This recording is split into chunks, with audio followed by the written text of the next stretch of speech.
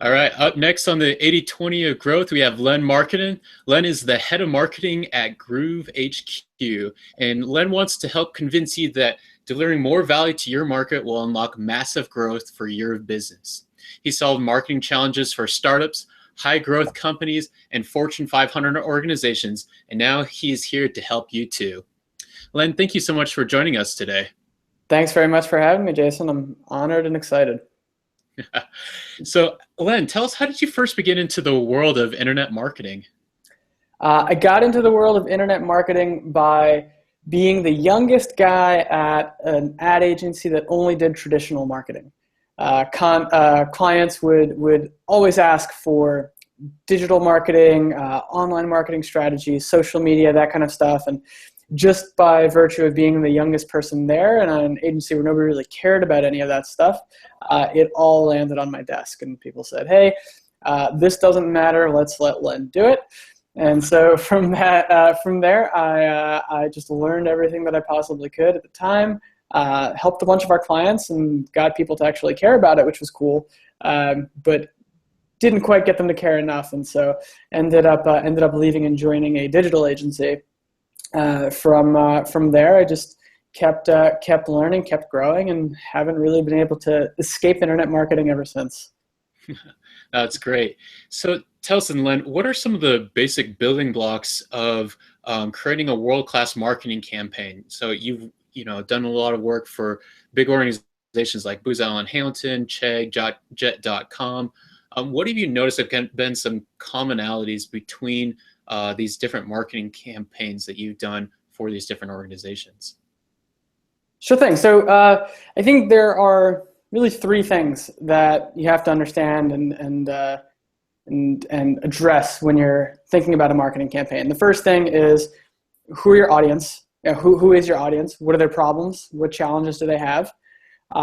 Number two, where is their attention, and how are you going to get that attention?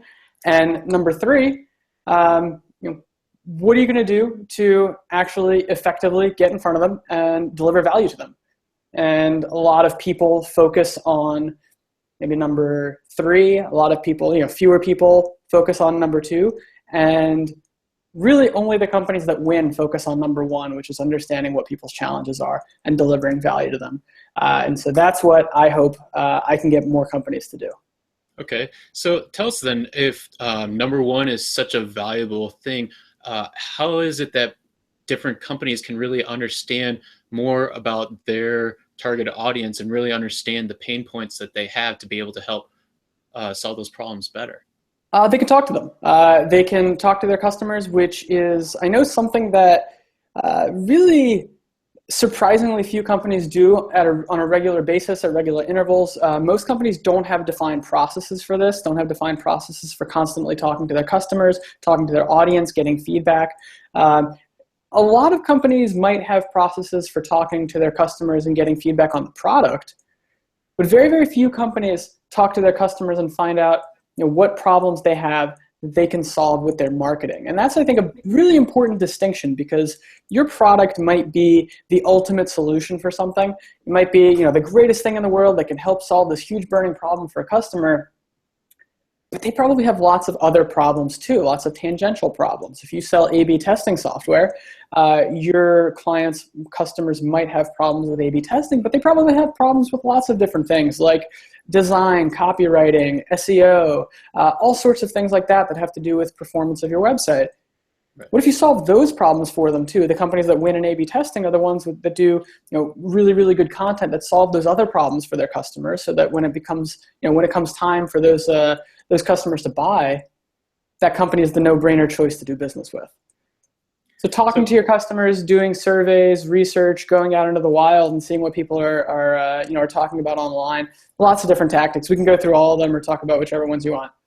Yeah, so let's maybe put a little more flesh onto it. Let's talk about a little bit of how you've been able to do that at Groove, and being able to talk to your different customers and be able to really kind of organize and prioritize what things you want to do, and how do you not just try to be all things to all people. Sure. So with Groove, we sell help desk software, but our audience is small businesses. So small businesses very rarely are thinking about help desk software. They're very rarely thinking about their customer service pain points. Uh, we do have a customer service blog that addresses that, but the very first blog that we launched that really worked, the very first thing that we did that finally got Groove, out of we don't know what's going on land to, okay, we're building a real business land, is understanding that those small businesses have a lot of different problems. And so just like I talked about, they have problems with marketing and growth and cash flow and hiring and ops.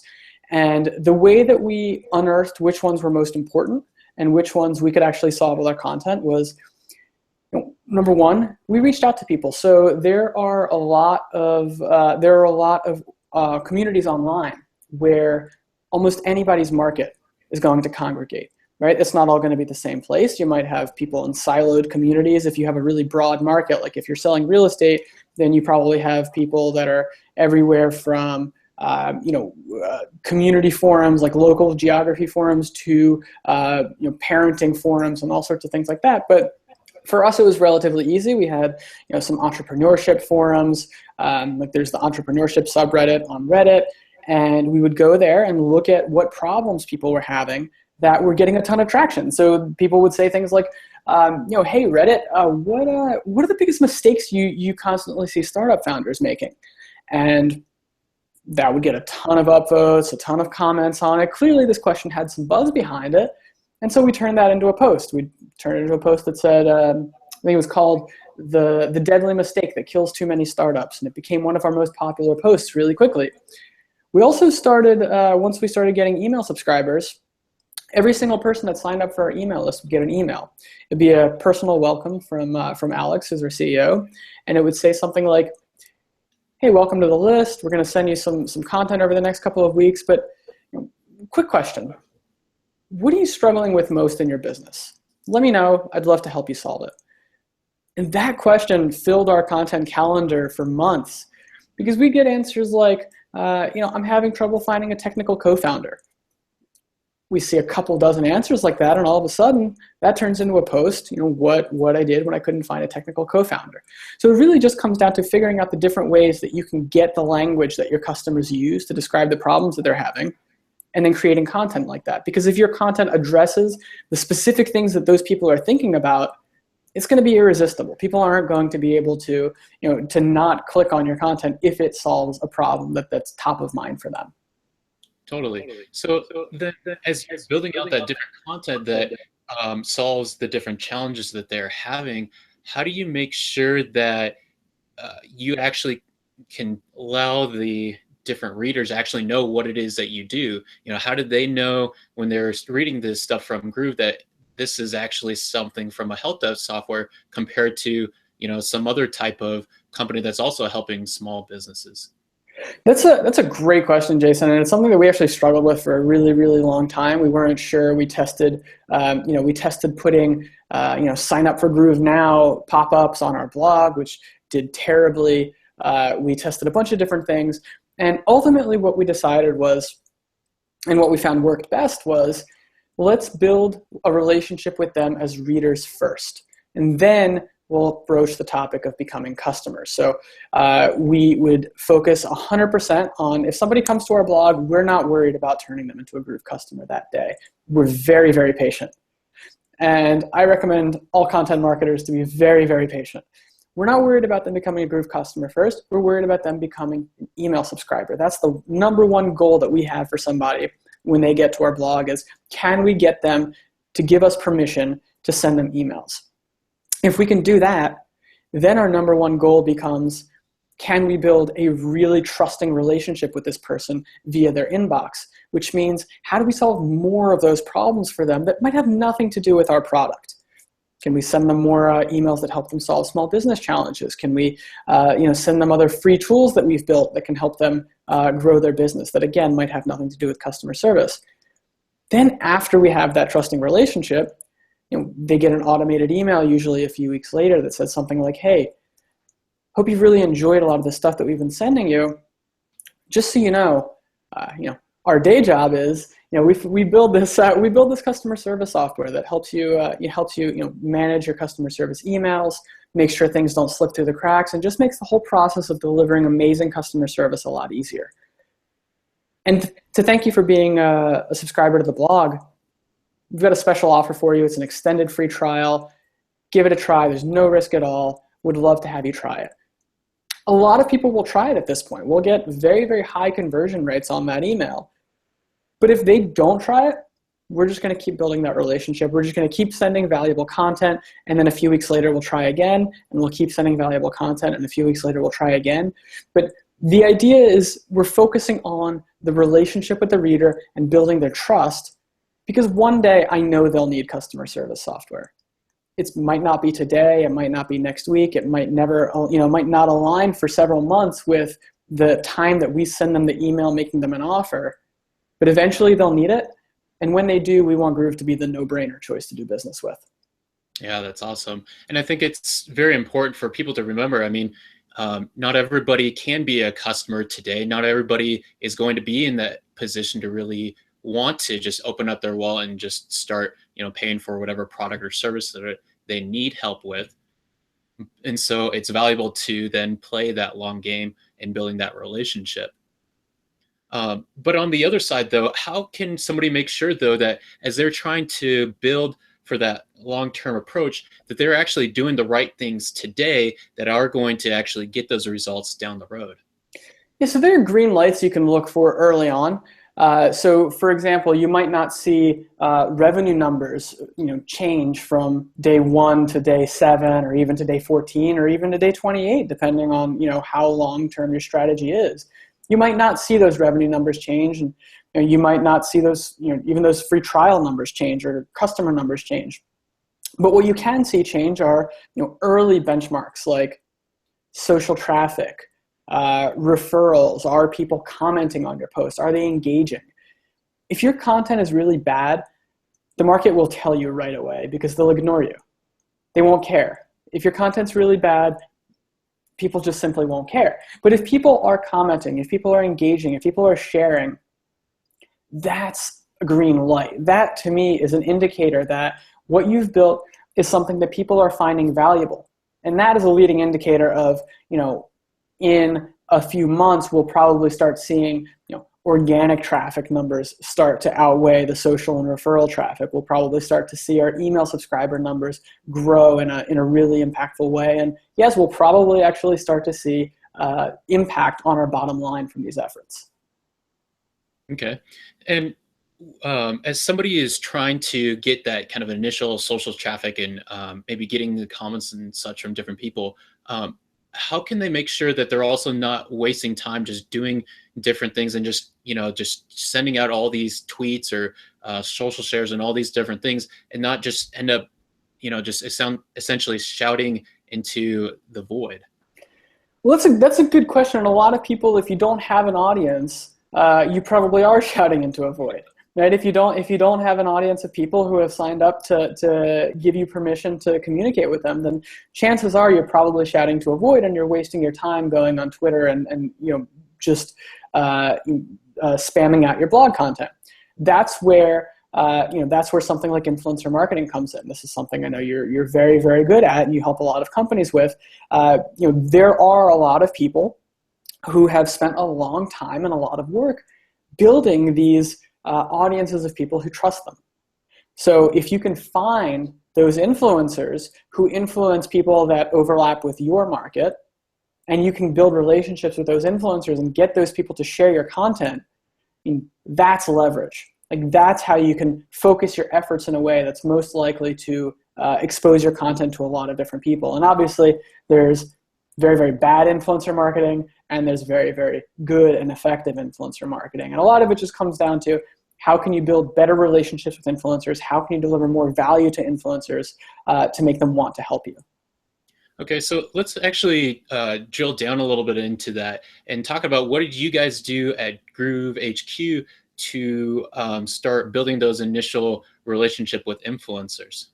Sure, and we were actually in that exact position that I described. I mean, we didn't have an audience, right? We didn't have anybody signed up for our email list. We had like a few hundred people that had signed up for for a beta back when I think the Next Web wrote about us, and we got a bunch of leads that ended up paying us $0 and costing us a bunch of hosting fees.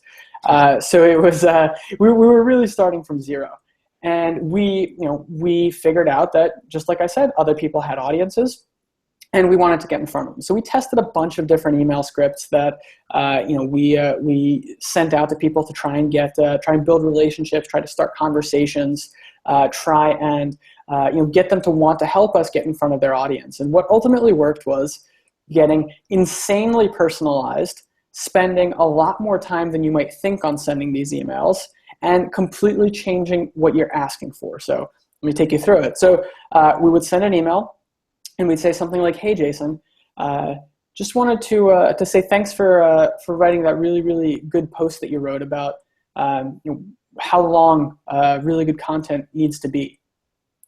I was actually surprised by some of the findings that you shared, and we're going to try doing some shorter posts next week just to see if it works for us." So right away, I'm telling you that I took the time to read your content, and I didn't just take the time to read it, but I took the time and the respect to put it into action. So from there, I'll say something like, "Just so you know, I also wrote a post about headlines and some interesting research that we found on which words make headlines more clickable. I know you're an expert on this, and I'd love to get your feedback." So again, we're doing something that's completely different than most people do, which is most people will say, "Hey, Jason, I wrote a post. Will you share it on Twitter? Thanks." And of course, they're shocked when nobody responds. What we've done is, now we've said, "Jason, I love what you do. I respect this thing that, this expertise that you've spent your entire career building and nurturing, this passion that you have. And that's what I want access to. It's not your shares. It's not your audience. It's not your tweets. I'd love your feedback." And that's a level of respect most people don't pay to influencers, even though it's a bigger ask than just share my post.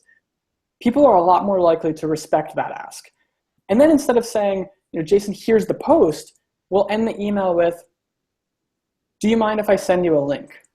So instead of saying, "Jason, here's the post, I've attached it," or "Here's a link to the post," and saying, "Here's this work I'm dumping on your lap, take 20 minutes, read the post, send me feedback," we're saying, "Do you mind if I send you a link to the post?" We're asking for permission to send them another email. That's a much, much smaller ask. And it seems really subtle, but it's actually incredibly powerful. It's much, much easier to say yes or no, 3 letters or 2 letters, than it is to actually do the work of reading a post and sending an email. So it's an easy ask, and in a lot of ways, it's easier to say yes than no. Because if they say no, they have to explain why they told you no. So if they say yes, that's a really, really easy ask. And now, when you send them the content, they'll almost feel a little bit guilty. Like they'll almost feel guilted into helping you, because now you're not dumping work into their lap. You're just doing what they asked. You're just sending them the content like they agreed to help with. So let's kind of flesh out these initial steps so far, just to make sure that we fully understand it. So initially, you start by finding the different influencers who share your target audience. Mm-hmm. And then after you found those different influencers, you actually take that time to figure out what it is, the type of content that they are sharing, actually find out what it is that they're sharing about, and actually putting some of that advice into action. Then after you put that advice into action, you send out an email to them. You then say, "Hey, I've got this other article that's coming up on, say, on headlines, and we'd like to get your feedback." Then you ask for permission for that. You don't just simply dump that link there. And then if they say yes, then you end up sending them a rough draft of that article for them to also give you feedback. Is that right so far? That's exactly right. And in every step of that funnel, what you'll notice is the only difference is you're just doing a little bit more work than everyone else. But it's that little bit more work that almost nobody ever does. And that's why people are so surprised when you do it. So yeah, and then you're sending them a draft of the post. And once that happens, basically one of 2 things will happen. Number one, they'll give you feedback, which is incredible, because now you have this expert, this industry expert that's giving you feedback on how to make your content better. And now they're invested in the creation of your content. They're co-owners of your content. So they want it to succeed, so of course they'll share it with their audience. Or what we see happen more often than you might think is they won't even give you feedback. They'll just share it because they respect your approach so much, because you've set yourself apart from everybody else who ever emails them. And you wait for that until after, I assume, it goes live, because I mean, we couldn't really share a rough draft too well and get that traffic onto your blog. Absolutely, yeah. So you'll send them a post, and what'll happen sometimes is they'll say yes. You send them the rough draft. They don't respond at all. Then you'll just push the post live, because you're not going to wait 2 weeks. But you'll push the post live. Just send a quick follow up and say, hey, hey Jason, I'm sure you're really busy. Anyway, I really appreciate you.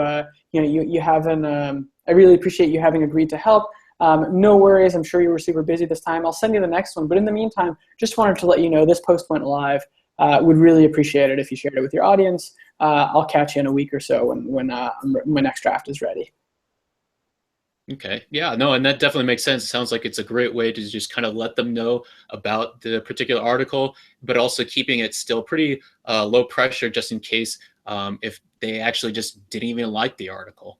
Exactly. Yeah, we're not trying to guilt anybody too hard into doing anything here. We're keeping it very, very low pressure. And the reality is these people are very busy. So don't assume that somebody's ignoring you because they hate you, right? Assume that everybody's ignoring you because they're busy if they've given you permission to email them. Because if they've already given you permission and they're ignoring you, they're probably just busy, in which case, try again.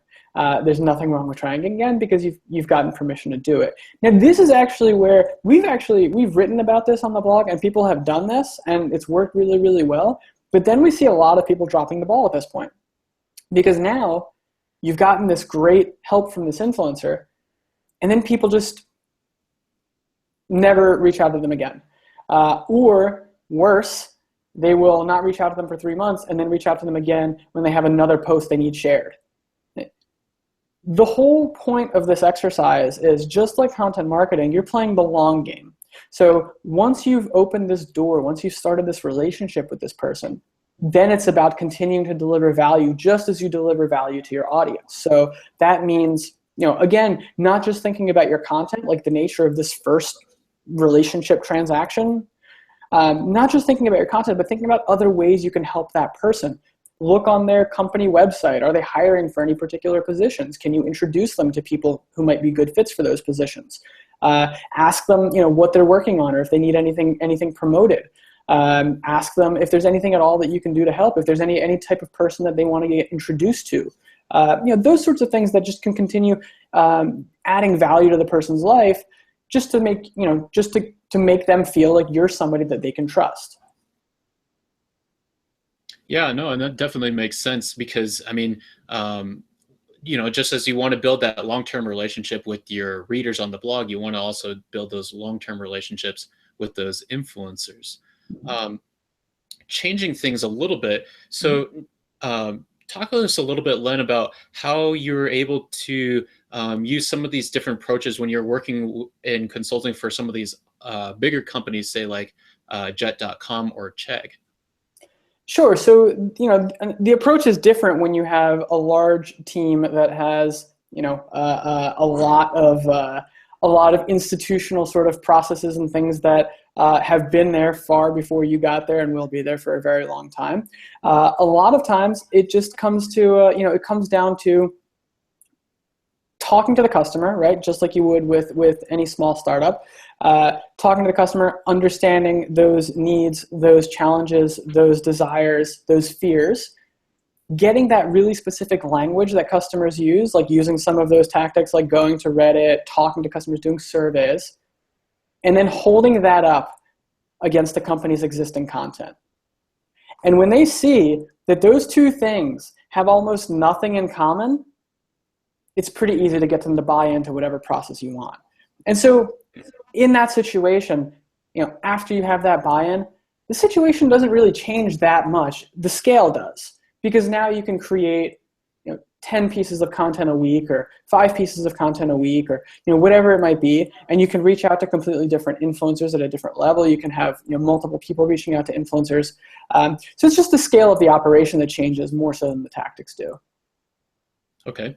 And then tell us then, as somebody is trying to, say, uh, practice more using content marketing in their business, what do you say are some of the main tools that they need to really be effective at it?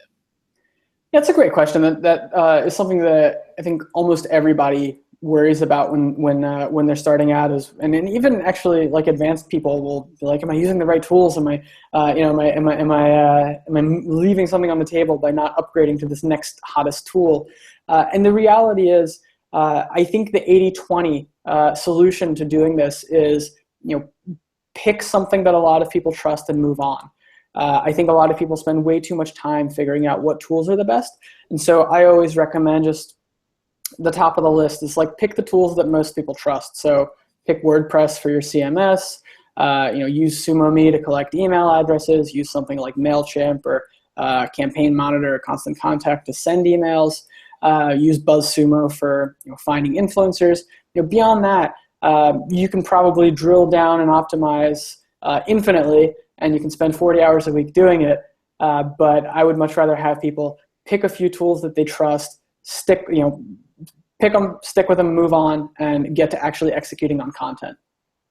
Oh, that's great. So now, as you've seen a lot of people who are doing different stuff with content marketing, who is somebody that you've seen that has done really well in marketing in spite of the normal outcome that you would have expected?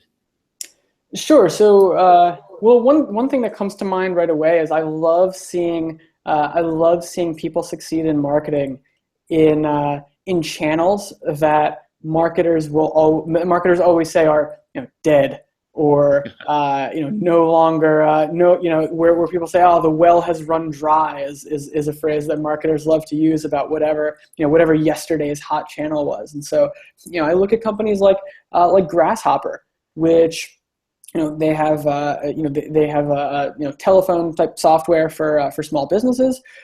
David Hauser, who's one of the co-founders, is an advisor at Groove.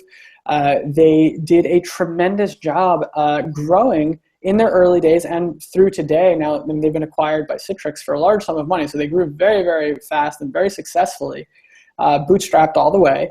And they did it. One of their biggest marketing channels was radio advertising. And radio advertising is something that I don't know how many years it's been that people have been saying it's dead, right? Radio hasn't been alive in 20 years or 30 years or something, probably 15, 20 years. People have been saying, oh, radio's dead, long live the internet or whatever. Or like nobody's advertising on radio, everybody's on Facebook now. Right. It's just not the case. You have to market where the attention of your audience is. And in a lot of cases, it might be in places where you're not necessarily thinking if you're trying to put your digital marketing hat on. There's a company called Untuck It, which sells button-down shirts that are, I guess they make them to be untucked. And they advertise, they're also a 6-year-old company growing like gangbusters. And one of their biggest marketing channels is the magazines that are in the back seats of airplanes. Like on Southwest Airlines, I'll open the magazine and see giant full-page ads for Untuck It. That's a tech startup. Like that's a company that's using technology to deliver their product to people, and yet they're advertising in these ancient, antiquated channels, and they're winning with it. And I love seeing that because I think it challenges us all to think about what are people, what are the trendsetters saying or the trend spotters saying over here, and how does that actually reconcile with what the winners are doing? And oftentimes you'll find that they're very, very far apart. Yeah, no, and I think that's very valuable for us to really start to think about, because there is something to be said about, following the trends and understanding what people are doing to find out what's working. But as you begin to think about those things, remember too, if people are abandoning some of these other strategies over here, then there's potentially a lot of opportunity because, at one point it has worked. The biggest thing is just trying to deliver the message, as you said, to your audience where their attention is at. Exactly. And I think we all, being digital folks, tech folks, we all assume that everybody's attention is somewhere in the digital space, and a lot of times it is, increasingly. But a lot of times, depending on your market, that attention might not be only in the digital space. That attention might be in a lot of places offline that you may not be thinking of, and it might be in a lot of places online that you might not be thinking of. It might not be Facebook and Google. It might be small, some small blogs or some small community forums, or just places that aren't obvious. And that's why it's really, really important to talk to your customers, talk to your audience, and figure out where they're spending their time, where they're putting their attention, both online and offline. Oh, that's great.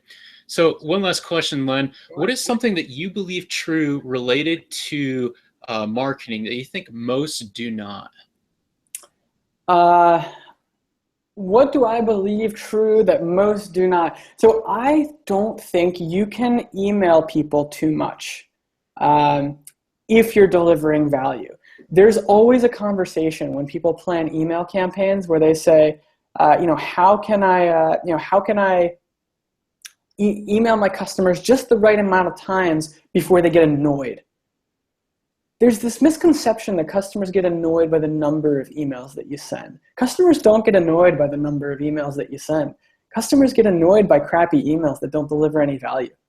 Customers get annoyed when you deliver emails that don't help them improve their condition. If you deliver emails that are insanely valuable and speak really, really tightly to pain points that they have and solve problems for people, you can email them once, twice, 3 times, 4 times, 5 times a week, and they'll love it. They will welcome you into their inbox every single time because they know that when they see your name in their inbox, something awesome is going to happen. That's great. Well, thank you, Len. We appreciate all the advice that you shared with us today. If somebody wants to learn more about the work that you're doing, where could they find you? Sure, they can tweet at me. It's at Len Markidan. If you tweet at me and ask me for a cup of coffee, I'll buy you one. That's true. Awesome. Sounds great. Well, thank you, Len. Of course. Thanks very much, Jason. Appreciate it.